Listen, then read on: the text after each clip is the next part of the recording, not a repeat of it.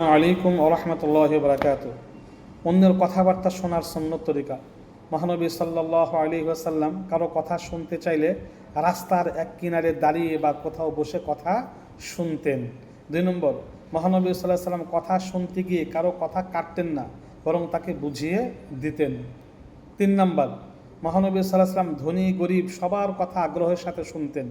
যে কথা শুনে সকলে হাসত, সে কথায় তিনিও হাসতেন, এবং যে কথায় সবাই আশ্চর্য বোধ করত, সে কথায় তিনিও আশ্চর্য বোধ করতেন। 4 নম্বর, মহানবী সাল্লাল্লাহু আলাইহি ওয়াসাল্লাম কথা বলতে গিয়ে বক্তার দিক থেকে মুখ ফেরাতেন না, যতক্ষণ পর্যন্ত সেই লোক মুখ না ফেরাতো। 5 নম্বর, মহানবী সাল্লাল্লাহু আলাইহি ওয়াসাল্লাম একাধিক লোকের কথা শুনতে থাকলে সকলের দিকে তাকিয়ে তাকিয়ে কথা শুনতেন। 6 নম্বর, মহানবী সাল্লাল্লাহু আলাইহি ওয়াসাল্লাম নিকট কেউ চুপি চুপি কথা বলতে চাইলে তিনি নিজের কান তার দিকে পেতে দিতেন।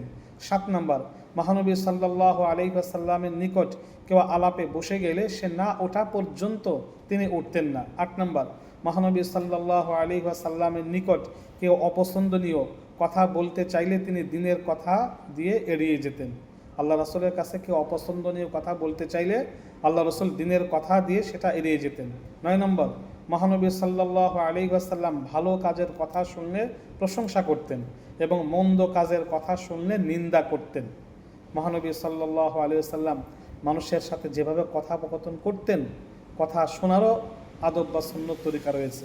আল্লাহ রসুল আল্লাহ রসুলের কথা শোনার যে তরিকা, এটাই সুন্নত, এটাই উম্মতের জন্য মঙ্গল এবং সবচাইতে সৌন্দর্যের বিষয়। এইভাবে মানুষের কথা শোনা উচিত। আল্লাহ রসুল যা করতেন কিয়ামত পর্যন্ত সেটাই মানুষের জন্য কল্যাণ এবং সৌন্দর্যের বিষয়। আমিন।